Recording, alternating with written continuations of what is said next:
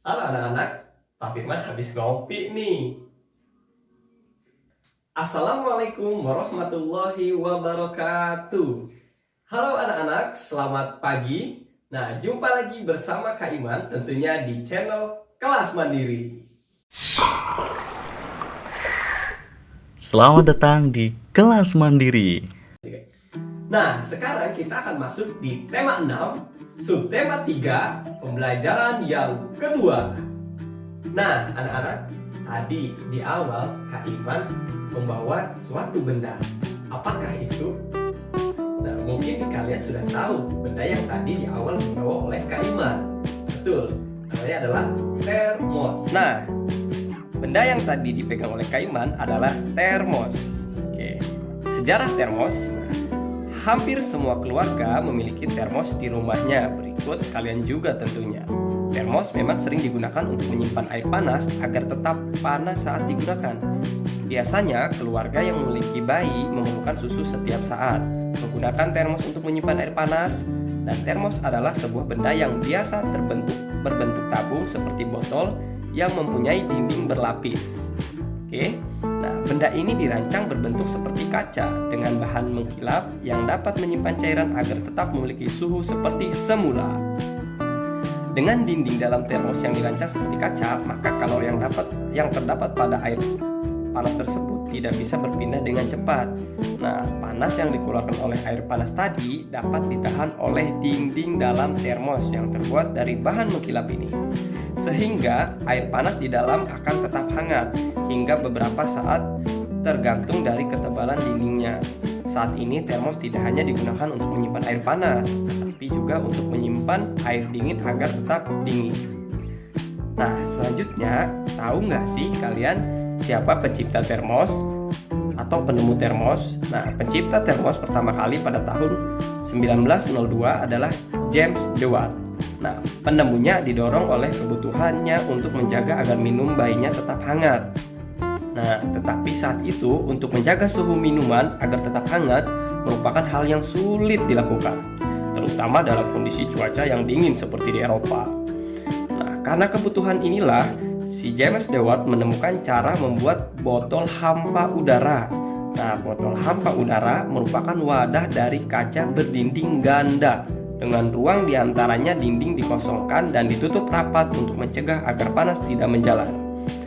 Sementara dinding sebelah dalam botol tersebut dilapisi perak untuk mempertahankan panas. Botol hampa udara itulah yang kemudian menjadi cikal bakal lahirnya termos. Botol hampa udara buatan James Dewar dan penutup wol buatan mertuanya sampai sekarang dapat dilihat di Museum Ilmu Pengetahuan di London. Oke, itulah sejarah terciptanya termos pertama kali.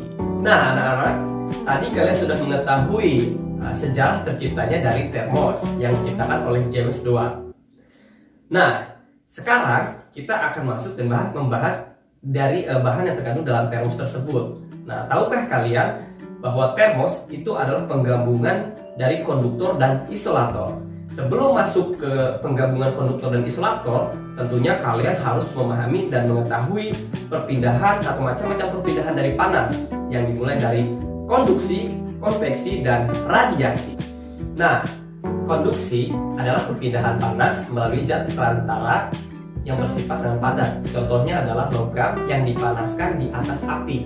Lama-kelamaan panasnya akan merambat di ujung dari logam tersebut. Itu adalah perpindahan secara konduksi. Nah, yang kedua ada konveksi. Konveksi adalah perpindahan panas yang disertai dengan bagian zat perantaranya.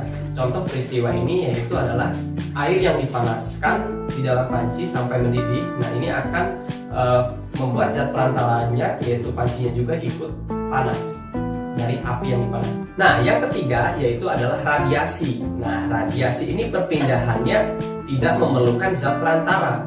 Dia perpindahan panasnya yaitu adalah seperti pancaran. Nah, seperti contohnya Kak Iman mendekati sumber api. Nah, ini akan kita rasakan adalah hangat di telapak tangan atau panas. Jadi untuk radiasi adalah pancaran, artinya panasnya itu kita tidak langsung atau tidak menggunakan zat perantara lain, tetapi langsung terasa hangat ketika kita berada di dekat api.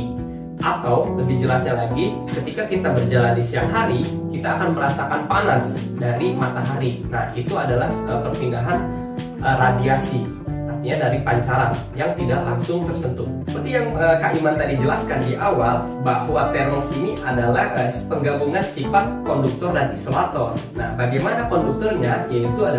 Konduktornya itu adalah di bagian kaca yang bening untuk mempertahankan suhu air itu tetap panas. Nah, itu adalah di bagian konduktornya. Sedangkan sifat isolatornya yaitu terdapat di bagian dinding-dindingnya, yaitu seperti botolnya bagian luar. Nah, ini berguna untuk meredam panas. Artinya ketika dipegang termos itu kita tidak merasakan panas sama sekali. Tetapi ketika kita menuangkan airnya itu akan terasa panas. Nah, itulah cara kerja atau sifat dari konduktor dan isolator yang digabungkan dalam bentuk alat sehari-hari, yaitu termos. Oke anak-anak, sekarang kita masuk di gambar cerita. Nah, ada yang tahu nggak sih apa itu gambar cerita? Gambar cerita adalah gambar yang menunjukkan suatu peristiwa atau kegiatan orang-orang, binatang, dan peristiwa lainnya.